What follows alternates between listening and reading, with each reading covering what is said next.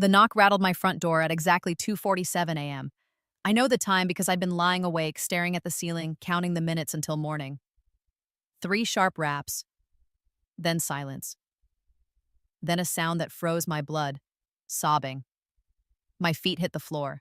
Cold hardwood shocked my bare soles as I ran down the stairs, my heart hammering against my ribs. My hands shook as I grabbed the doorknob. When I yanked that door open, I didn't recognize the woman standing there. Purple bloomed across her left cheek like spilled wine. Her right eye had swollen completely shut, the lid puffy and dark. Dried blood crusted beneath her nose. She wore nothing but a thin nightgown, in March, and her bare feet left crimson smears on my welcome mat. "Mama," Cordelia whispered. "Hi, viewers. Kindly tell us where you're watching from and what time it is." Then her knees buckled. I caught her before she hit the ground. My daughter, my vibrant, strong daughter, weighed nothing, just paper and bones collapsing into my arms. I dragged her inside, kicking the door shut with my heel. Her head lolled against my shoulder. Each step toward the guest room felt like carrying a ghost. I laid her on the bed as gently as I could. She flinched anyway, whimpered when my hand brushed her shoulder. That's when I saw them, purple fingerprints circling her throat like a necklace. 5 distinct marks on each side, thumbs pressed into her windpipe. My stomach lurched. "He didn't mean it," Cordelia whispered, her good eye barely open. "He's just stressed. Work has been...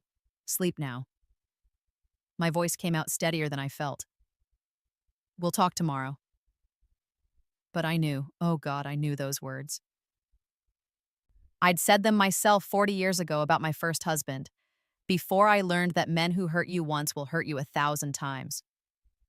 Before I understood that love without safety isn't love at all. Cordelia's eye fluttered closed. Her breathing evened out, but her face twisted even in sleep. Nightmares already taking hold. I stood in the doorway watching her. My baby girl, my only child, broken and bleeding in my guest room because some man decided his fists were answers to questions nobody asked. The room tilted. I gripped the door frame to steady myself. Cordelia's lips barely moved. She whispered one more thing, so quiet I almost missed it. "Mama, he's going to kill me next time." Then silence. Just her shallow breathing in the dark guest room. I walked to my kitchen, flipped on the light. Put coffee on even though my hands shook so badly I spilled grounds across the counter. The clock above the sink ticked too loud. Each second felt like a hammer blow. Dawn bled through my windows, pink and orange painting the sky. Beautiful. Wrong. How could the world be beautiful when my daughter looked like that? I sat at my kitchen table as the sun rose, staring at my phone. I knew what I had to do. One call. Just one call would start everything. Set wheels in motion that couldn't be stopped. But first, I needed to know exactly who I was destroying. I scrolled through my contacts until I found a name I swore I'd never use again. My thumb hovered over it. Once I pressed this button, there was no going back. I pressed dial. Cordelia slept for 16 hours straight. I didn't sleep at all. I stood in her doorway every hour, watching her breathe, making sure she was still alive. Every whimper made me flinch. Every time she curled into herself, pulling away from invisible blows, my jaw clenched tighter. Purple bruises darkened by the hour. What had been wine-colored last night turned deep plum, almost black around the edges. Her swollen eye looked worse in daylight. The white part was completely red. Blood vessels burst from impact. When she finally emerged from the guest room, she moved like a wounded animal, slow, testing each step before putting weight on it. One hand braced against the wall, the other wrapped around her ribs. I'd made scrambled eggs, toast with butter, orange juice. Set it all on the table like this was a normal Sunday morning, like my daughter wasn't covered in bruises shaped like her husband's hands. She sat down carefully. Picked up her fork, pushed eggs around her plate without eating. "Tell me," I said. She shook her head.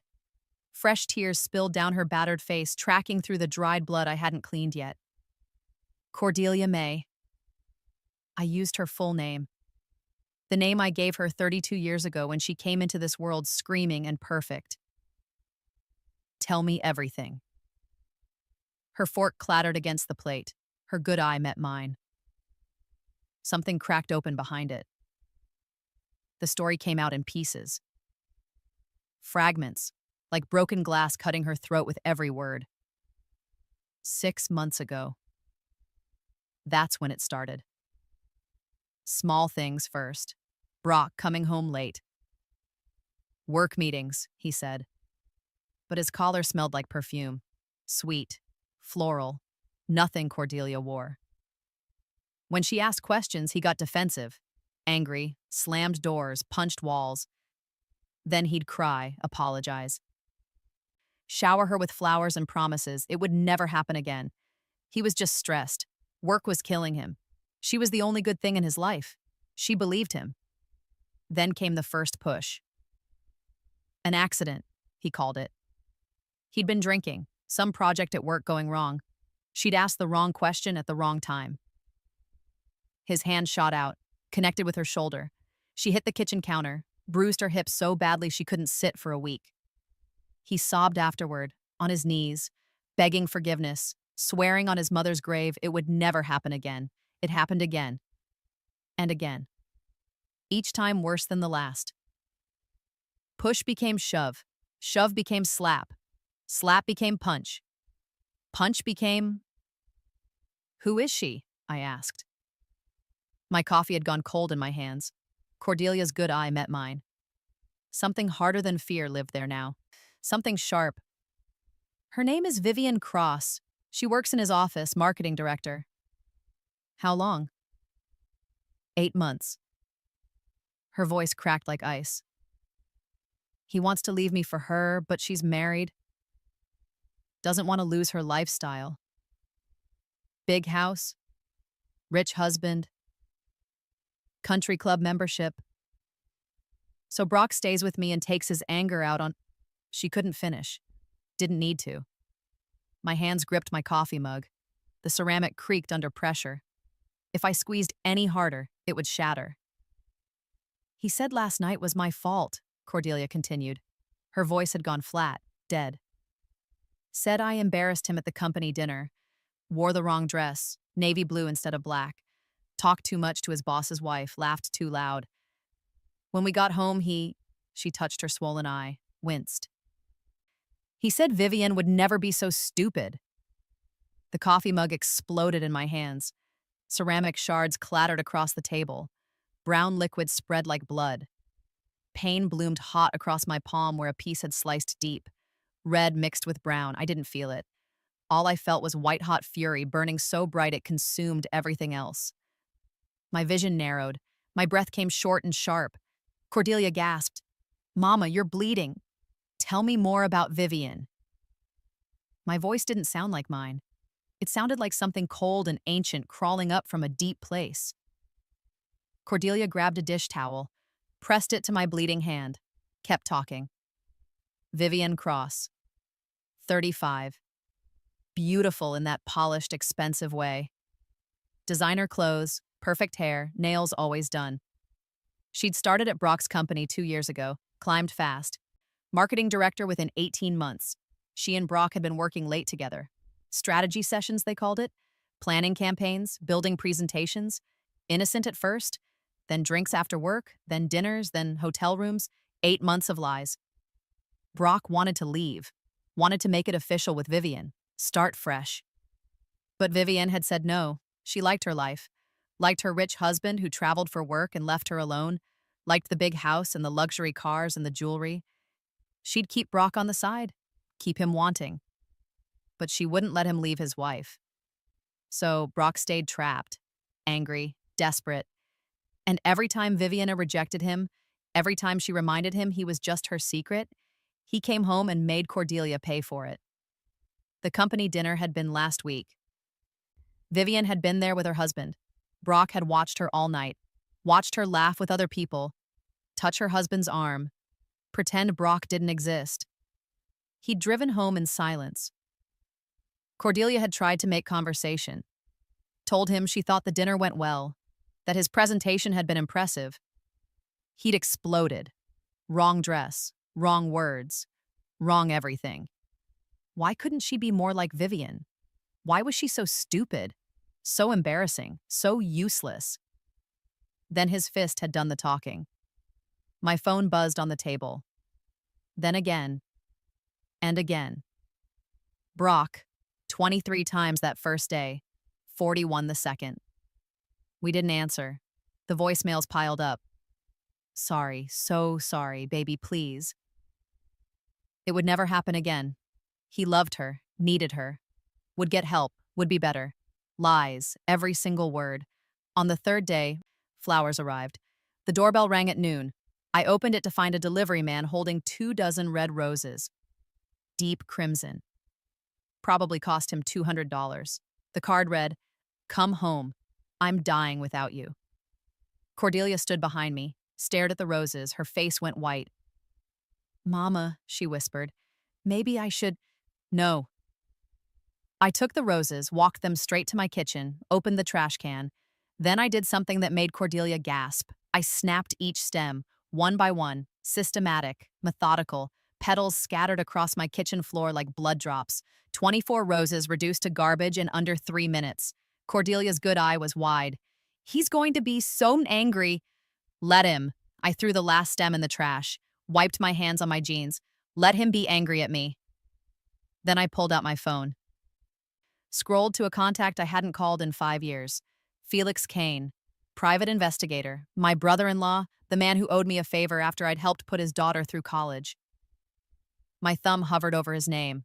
Once I made this call, there was no going back. I'd be setting something in motion, something that couldn't be stopped or undone. I pressed dial. "Felix," I said when he answered. "It's Lorraine. I need everything on a man named Brock Hendricks. Employment records, financial statements, phone records if you can get them. Everything." Silence on the other end. Then, "How soon?" "Yesterday." Felix chuckled, dark and knowing. "Give me 48 hours. I hung up, looked at Cordelia. She stared at me like she'd never seen me before. "Mama, what are you doing?" I thought about my first husband. About the night I'd finally left him, my face looking much like Cordelia's did now. About my sister who'd tried the police route. Restraining order, court dates, legal protection that meant nothing when he showed up at her house with a baseball bat. She'd survived. Barely. Punctured lung, broken ribs. 3 months in the hospital. I'd learned something important back then. Something I'd never forgotten. Police reports weren't enough. Legal protection was paper. Words and signatures that meant nothing to men who'd already decided violence was their language. No, I needed something stronger. "What am I doing?" I repeated her question. Smiled. It didn't reach my eyes. "I'm making sure Brock Hendricks regrets the day he ever laid hands on my daughter." Cordelia's breath caught. Fear flickered across her face. But underneath it, something else. Something that looked almost like hope. That night, I sat beside Cordelia's bed. She'd been sleeping better, color returning to her cheeks. The swelling around her eye had gone down enough that she could open it partway. We hadn't talked much that day. She'd stayed quiet, watchful, like she was seeing me, really seeing me, for the first time. Moonlight cut through the window, painting silver stripes across the guest room floor. Cordelia lay propped against pillows, one hand resting on her healing ribs. "Mama," she said quietly, "I think I made a terrible mistake coming here." My heart clenched. "What? What if he finds me? What if he comes here and—" Her voice dropped to a whisper. "What if he hurts you?" I reached for her hand, careful around the bruises on her wrist. Her bones felt like bird bones under my fingers, and fragile, breakable. "Baby, I said. My voice came out hard, steel wrapped in velvet. "Let him try." Something in my eyes made her breath catch, made her stare at me like I was a stranger. This wasn't the mother who baked cookies and sent birthday cards, who showed up to every school play and soccer game, who cried at wedding vows and baby showers. This was someone else. Someone dangerous. Someone who'd done this before. My first husband's name had been Martin. We'd married young, me 19, him 22. He'd been charming at first, flowers and compliments and promises of forever. The first time he hit me, I was 21, pregnant with Cordelia. I'd burned dinner. He'd backhanded me across the kitchen. I'd hit the floor, tasted blood. He'd cried after, begged forgiveness. I'd believed him. 5 years of that. 5 years of making excuses, wearing long sleeves in summer, smiling through split lips, telling myself it would get better, that he'd change, that I could fix him with enough love and patience. Then one night, he'd wrapped his hands around my throat, squeezed until my vision went black at the edges. Cordelia had been 6 years old, asleep upstairs. I'd clawed at his hands, kicked, fought. He'd let go eventually, walked out, left me gasping on the floor. That's when I knew he was going to kill me. Maybe not that night, but someday. And Cordelia would find my body. I'd called my sister, packed a bag while Martin was at work the next day, took Cordelia and ran, filed for divorce through a lawyer I could barely afford, spent 2 years looking over my shoulder. But I'd survived. I'd learned something important. You can't reason with men who use their fists instead of their words. You can't fix them. You can't love them into being better. You can only remove their ability to hurt you. Mama? Cordelia's voice pulled me back, and you have that look again, like you're somewhere else. I'm right here, baby. I squeezed her hand gently. And I made a promise to myself a long time ago, never again. Not to me, not to my daughter, not to anyone I love. What does that mean? It means, I said slowly, that I'm going to make sure Brock Hendricks can never hurt you again. Not now. Not ever. Cordelia's eyes filled with tears, but she didn't look away, didn't argue. Tell me what to do, she whispered. Exactly 48 hours later, Felix arrived at my door. He carried a manila folder so thick it barely closed. The edges bulged with papers. His face was grim. We spread everything across my dining room table like a war map. Bank statements, text messages printed on paper, photos, receipts, email records. Felix had gotten it all. You're not going to like this, he said. I pulled out my reading glasses. Show me. He started with the bank statements, Brock's personal account, the one Cordelia supposedly had access to as his wife. Except there were withdrawals she'd never made, hundreds of dollars at a time, sometimes thousands. Felix pointed to the dates. These started 8 months ago, always on Fridays, always late afternoon. After work, I said. Right.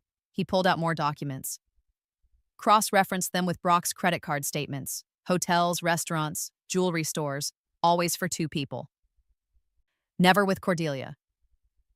Cordelia stood behind me. I felt her body go rigid. Felix spread out more papers. But it gets worse. These aren't his only accounts. He showed me offshore transactions, money moving through shell companies. Small amounts at first, 500 here, 1,000 there, building slowly over months. Total, nearly $60,000. Where is it coming from? I asked, though I already knew. His company, he's been embezzling. Felix's jaw was tight. Moving money from client accounts into his personal holdings. Doctoring the books. Covering his tracks. My blood ran cold. How has nobody noticed? Felix pulled out a photo. Brock and Vivian, restaurant, 3 weeks ago. Her hand on his across the table. Both laughing. Between them, a laptop screen showed company financial records clear as day. Because he's not working alone. Vivian Cross, marketing director, the mistress. But she was more than that. Felix laid out her role. She had access to client accounts through her position. She'd been helping Brock cook the books, moving money, covering tracks, taking her cut of everything. They'd been stealing together. But here's the real twist, Felix said. He pulled out another document, marriage certificate. Vivian Cross isn't married. Cordelia made a sound like she'd been punched. That was a lie, Felix continued. She told Brock she was married to keep him under control, keep him desperate. Keep him trapped between his wife and his mistress. Keep him violent. The pieces clicked together in my mind. Vivian kept Brock wanting something he couldn't have, kept him angry, kept him taking that anger out on Cordelia instead of walking away from the whole scheme. Cordelia had been the pressure valve, the outlet for rage Vivian was deliberately creating. There's more, Felix said. He pulled out one final photograph, restaurant scene again. But this time I focused on the background. A man in his 70s, silver hair, expensive suit, watching Brock and Vivian from 3 tables away. His face was stone. Who is that? I asked. Reginald Thorne, company VP. Been there 40 years. He was at that restaurant with his wife. Felix tapped the photo. He saw them, saw the laptop, got suspicious. That's when he called me. My heart started racing. Called you? Asked me to investigate quietly. Company theft suspicions. Didn't want scandal unless he had proof. Felix met my eyes. He gave me permission to share all of this with you. Said if you have proof of domestic violence, he wants to know. Said it changes everything. Changes how? Prosecution, character evidence, pattern of behavior. Felix leaned forward. This VP could fire Brock. Press criminal charges for the embezzlement. But if he knows about the abuse too? If he knows Brock and Vivian were stealing from the company while Brock was beating his wife? He could destroy them, I finished. He could destroy them, Felix confirmed. Both of them, criminal charges, prison time, complete ruin. Cordelia's hand found my shoulder, gripped tight.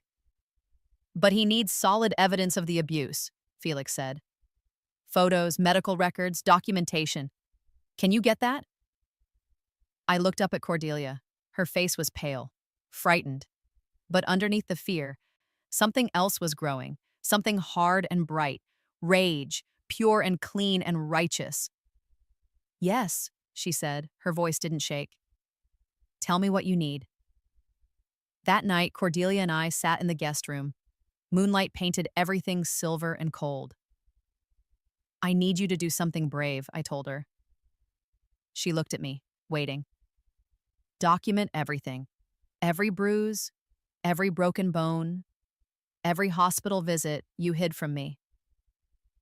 I held her gaze. Photos, medical records, all of it. Mama, I can't. Yes, you can. I took her hand, gentle. I found out what Brock has been doing. Him and that woman. They've been stealing. But I need your help to make sure he pays for everything. Not just the money. Everything. Understanding dawned in her eyes, then something I hadn't seen in weeks. Strength. Tell me what to do, she said. It took 3 days to build the case. Cordelia was better at record keeping than she'd realized. She'd been documenting her own abuse without meaning to. A hidden folder on her phone, photos she'd taken of bruises, thinking maybe someday she'd need proof, text messages she'd been too afraid to delete, where Brock apologized after each beating. Medical bills from emergency rooms 3 towns over, where nobody would recognize her. We organized everything chronologically. Started with the first push 6 months ago, ended with last week's beating that sent her to my door at 2:47 a.m. The timeline was perfect. Damning. Violence escalating in perfect parallel with the embezzlement. As Brock stole more money, he hit harder. As Vivian took more control, Cordelia's injuries got worse. I created a leather binder, professional, organized with tabs, bank statements in one section, medical records in another, text messages printed and highlighted, photos of Cordelia's injuries, each one dated and annotated, every piece cross-referenced, every date checked and double-checked. As we organized the final document, Cordelia froze, stared at her phone. Mama, her voice was strange.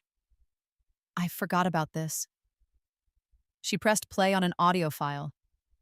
2 months old. Her phone had been in her purse during one of Brock's rages. The recording was muffled but clear enough. Brock's voice screaming, words slurring together. Vivian says I'm weak for staying with you. Says a real man wouldn't put up with this. Says I should just leave. But I can't leave until we move the rest of the money. Do you understand? I'm stuck with you. Stuck. And it's making me crazy. It's making me... A crash, Cordelia's scream, then silence. We listened without speaking. When it ended, Cordelia's hands were shaking. He said all of that, she whispered. Admitted the affair, the money, everything. And I forgot I had it. I added the recording to the binder, flagged it, highlighted the timestamps where Brock mentioned Vivian and the money. Perfect. The next morning, I closed the binder, ran my hand over the leather cover. Everything was inside, every piece of evidence we needed. I looked at Cordelia. Tomorrow morning, I'm calling Reginald Thorne. Her hand trembled as she touched the binder, traced the edge. Mama, what if this doesn't work? What if they don't believe us? I thought about Martin, my first husband, how I'd run with nothing but a bag and my daughter in hope, how I'd survive but barely, says. How my sister had tried the legal route and ended up in the hospital. This was different. This was proof, evidence, documentation that couldn't be argued with or explained away. Oh, baby. My smile was cold, sharp. This is going to work. By tomorrow night, Brock Hendricks won't know what hit him. Reginald Thorne's office overlooked the city from 40 floors up. Floor-to-ceiling windows, mahogany desk, leather chairs. The kind of office that cost more than most people's houses. I sat across from him, the binder on the desk between us. He was 70 with steel gray hair and eyes that missed nothing. The kind of man who'd built empires and buried competitors. That morning, I'd called him directly. Mr. Thorne, my name is Lorraine Bennett. Your investigator, Felix Kane, shared some information with me regarding my son-in-law, Brock Hendricks. Yes, his voice had been grave. Felix mentioned you might be calling. I have additional evidence I believe you'll find relevant to your case against Mr. Hendricks. What kind of evidence? The kind that proves Brock Hendricks is not only a thief, but a man who beats his wife to cover up his crimes and his infidelity. The kind that shows he's been using my daughter as an emotional punching bag while he and Vivian Cross rob your company blind. Silence on the other end. Then, can you be at my office in 2 hours? I'll be there in 1. Now I sat in his office, opened the binder, started walking him through everything. The affair, the embezzlement, the abuse. How Vivian manipulated Brock. How Brock used Cordelia as his outlet for rage he couldn't direct at Vivian. How the violence escalated in perfect parallel with the theft. Thorne listened without interrupting. I turned each page methodically. Bank statements showing the money trail. Text messages between Brock and Vivian about keeping the wife quiet. Medical records showing Cordelia's repeated injuries. Photos that made Thorne's jaw tighten. The audio recording of Brock admitting everything. When I finished, silence filled the office. Heavy, thick. Thorne closed the binder, leaned back in his leather chair, steepled his fingers. The silence stretched. 30 seconds, 45, 1 full minute. My heart pounded so hard I could hear it. Finally, he spoke. Mrs. Bennett. His voice was quiet, controlled, lethal. What you've brought me today is enough to bury both of them. I didn't breathe. Criminal charges for embezzlement.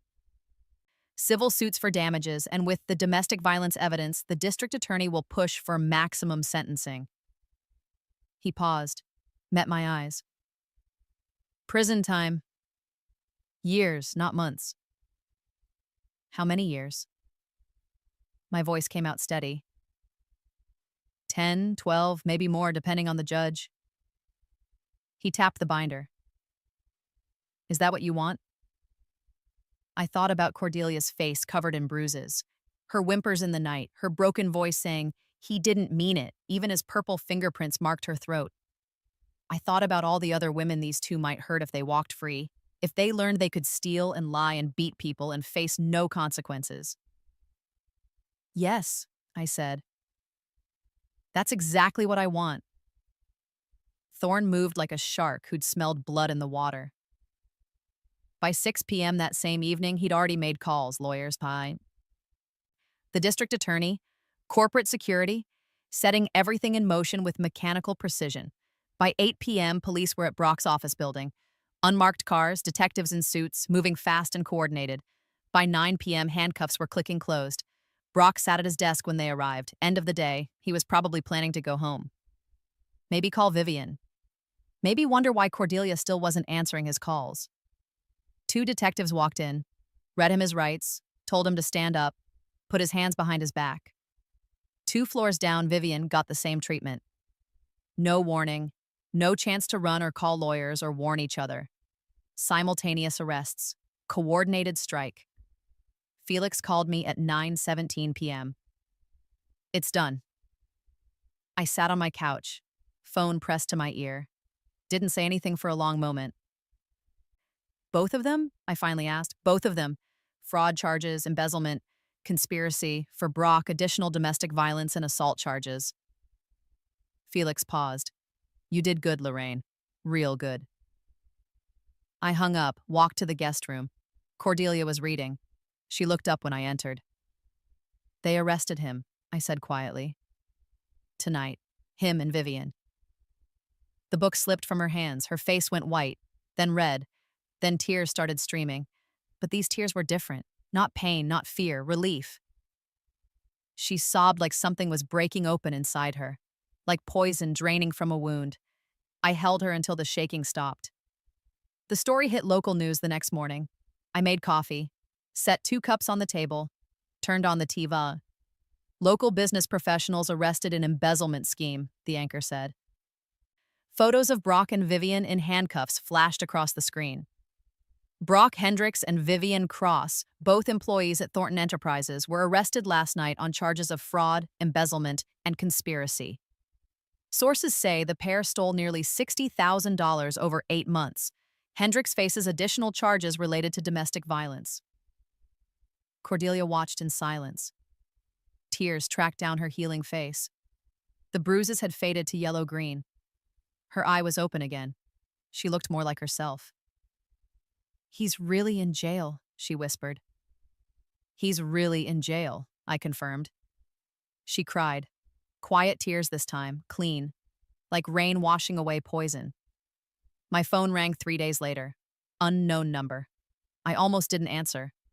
But something made me press the green button. Silence on the other end. Then heavy breathing. Then a voice that made my blood run cold. You did this. Brock's voice. Barely controlled rage simmering underneath. You destroyed my life. I said nothing. I know it was you. His voice rose. Cordelia wouldn't have done this alone. You put her up to it. You convinced her to lie.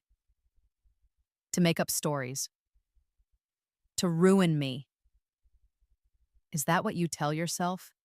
I asked calmly. When I get out of here, the threat hung in the air. My voice cut through his rage like ice. You're not getting out, Brock, not for a very long time. You don't know that. My lawyer says, your lawyer is lying to you. I stood up, walked to my window, looked out at the sunny day. You want to know the beautiful part?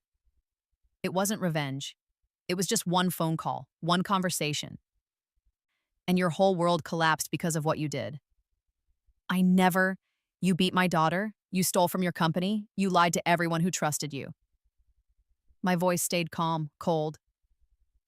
You did this to yourself, Brock. I just made sure you faced the consequences. I hung up, blocked the number, looked at Cordelia, who stood in the doorway listening. He can't hurt you anymore, baby. I pulled her into a hug. No one can. But the trial was still coming. And that's when the real justice would begin. 8 months later, I walked into the courthouse. The building was old, stone and marble, cold even though it was summer. Fluorescent lights hummed overhead. Hard wooden benches lined the halls. I'd been here every single day of the trial. Front row, never missing a moment. The courtroom filled slowly. Lawyers in suits. Jury members filing in. Spectators curious about the case that had been all over local news. Brock sat at the defense table on the left. Vivian at a separate table on the right. They weren't allowed to sit together. Co-conspirators couldn't coordinate their defense. Brock had lost weight. His suit hung loose on his frame. Dark circles under his eyes. He looked older, smaller. Nothing like the man who'd cried during his wedding vows 6 years ago. Vivian wore a conservative dress, pearl earrings, hair pulled back, playing the role of innocent professional wrongly accused. But her eyes gave her away, hard, calculating, constantly scanning the room for advantage. The trial had been brutal. Prosecutors laid out the case piece by piece, financial records displayed on screens, money trails highlighted in red, and emails between Brock and Vivian discussing how to hide transactions, text messages about moving funds, photos of them at restaurants with company laptops open between them. Brock's lawyer tried the manipulation defense. My client was influenced by Ms. Cross, who used their romantic relationship to coerce him into criminal activity. Vivian's lawyer tried ignorance. My client was unaware of Mr. Hendricks's violent tendencies and believed the financial irregularities were legitimate business transactions. But the evidence was overwhelming. Undeniable. The audio recording of Brock admitting everything, the medical records showing the escalating violence, the perfect timeline connecting theft to abuse. The day they showed Cordelia's injury photos, gasps rippled through the courtroom. Photos on the big screen. Her face swollen and purple, her throat marked with handprints, her body covered in bruises shaped like fists and fingers. Jury members' faces hardened. An older woman in the front row covered her mouth. A middle-aged man closed his eyes and shook his head. Brock tried to look remorseful, dabbed at dry eyes, but nobody bought it. Vivian cried, real tears this time streaming down her face, but they were tears of fear, not remorse. She'd finally realized the walls were closing in. Cordelia's testimony had been powerful. She walked to the witness stand with her head high, spoke clearly, answered every question without hesitation, described the abuse in detail that made the courtroom go silent, explained how the violence got worse as Brock's affair and theft escalated. When Brock's lawyer tried to suggest she was exaggerating, she simply lifted her sleeve, showed the scar on her forearm where Brock had thrown a plate at her. 8 stitches. Emergency room visit she'd hidden from everyone. The lawyer had no response. Reginald Thorne testified about the embezzlement, walked through the financial evidence with precision, explained how Brock and Vivian had stolen from clients, how they'd covered their tracks, how much damage they'd done to the company's reputation. Closing arguments arrived like a storm. The prosecutor stood, pointed at Brock and Vivian. These two people made choices. Every single day, they chose cruelty. They chose greed. They chose to hurt an innocent woman while stealing from the company that trusted them. She paused. Let it sink in. They thought they were smart. Thought they could get away with it. Thought nobody would connect the dots between the theft and the abuse. But the evidence is clear. The pattern is undeniable. They are guilty. She looked at the jury. Now it's your turn to make a choice. Choose justice. The jury deliberated for 4 hours. 4 hours of waiting. Cordelia sat beside me, held my hand so tight my fingers went numb. We didn't talk, just waited. When the buzzer sounded, my heart lurched. Everyone filed back into the courtroom. Jury members' faces were unreadable. The judge entered. Everyone rose. We sat back down. Has the jury reached a verdict? The judge asked. The forewoman stood. Older woman, 60-something, steel in her spine. We have, Your Honor. In the case of the state versus Brock Hendricks and Vivian Cross on the charge of embezzlement in the first degree. How do you find? Guilty? On the charge of fraud? Guilty. On the charge of conspiracy? Guilty. The forewoman's voice rang clear through the courtroom. Steady, certain. On all counts, we find the defendants guilty. Brock's face went white. His lawyer put a hand on his arm. Brock slumped in his chair like someone had cut his strings. Vivian started crying, Real tears this time, desperate. She grabbed her lawyer's sleeve, whispered frantically. He shook his head. The judge thanked the jury, set sentencing for the following week. Cordelia squeezed my hand. Almost over, Mama, almost over. But the sentencing day was when I'd finally breathe again. Sentencing day arrived on a Tuesday morning. The courtroom was packed. Brock's mother sat in the back, tissues clutched in her hand. Vivian's father was there too, stone-faced and grim. Cordelia and I took our usual spot. Front row, the judge entered. Everyone rose. We sat. The judge spoke about the severity of the crimes, about trust betrayed, both in marriage and business, about violence hidden behind a perfect mask, about two people who'd chosen greed and cruelty over decency and honesty. This court takes domestic violence very seriously, the judge said. Mr. Hendricks, you didn't just steal from your employer. You terrorized your wife. You used her as an outlet for rage you couldn't direct elsewhere. The evidence shows a pattern of escalating violence that could have ended in tragedy. Brock stood, tried to speak. The judge held up a hand. You will have a chance to address the court, but first, sentencing. My heart hammered. Brock Hendricks, for your crimes of embezzlement, fraud, conspiracy, and domestic violence, this court sentences you to 12 years in state prison. No parole eligibility for the first 5 years. Gasps rippled through the courtroom. Brock's mother sobbed. Brock himself swayed. His lawyer caught him. 12 years. Vivian Cross, for your crimes of embezzlement, fraud, and conspiracy, this court sentences you to 9 years in state prison. No parole eligibility for the first 5 years. Vivian's face froze. Shock, disbelief, horror. 9 years. The judge banged the gavel. This court is adjourned. Guards stepped forward, put handcuffs on Brock and Vivian, led them out through the side door. Brock looked back once, his eyes found mine. Hatred burned there, but underneath it something else. Fear. Good. Cordelia and I walked out of the courthouse into sunlight, warm, bright, the kind of day that made everything feel new. She cried on the courthouse steps, relief pouring out in great shaking sobs. I held her, let her cry until she had nothing left. It's really over, she whispered. It's really over, I confirmed. 3 years have passed since that day. 3 years since I opened my door at 2:47 a.m. and caught my broken daughter. 3 years since I made one phone call that destroyed 2 lives. Cordelia rebuilt herself. New job at a nonprofit helping domestic violence survivors. New apartment in a safe neighborhood with good locks and a doorman. New confidence that shines from her like light. She still comes to Sunday dinner, every week. We sit on my porch with sweet tea, watching the sun set over the garden where she once married a monster. The same garden. But it feels different now. Just roses and tomatoes and herbs. Not haunted anymore, just a garden. Last Sunday, she asked me a question. Mama, do you ever regret it? Making that call? I thought about it. Really thought about it. Turned the question over in my mind like a stone. No, I finally said. The only thing I regret is not teaching you sooner that you deserved better. That love should never leave bruises. She squeezed my hand. You taught me what matters. That we don't have to stay broken. That justice doesn't always have to be loud. Sometimes it's just one phone call, one choice.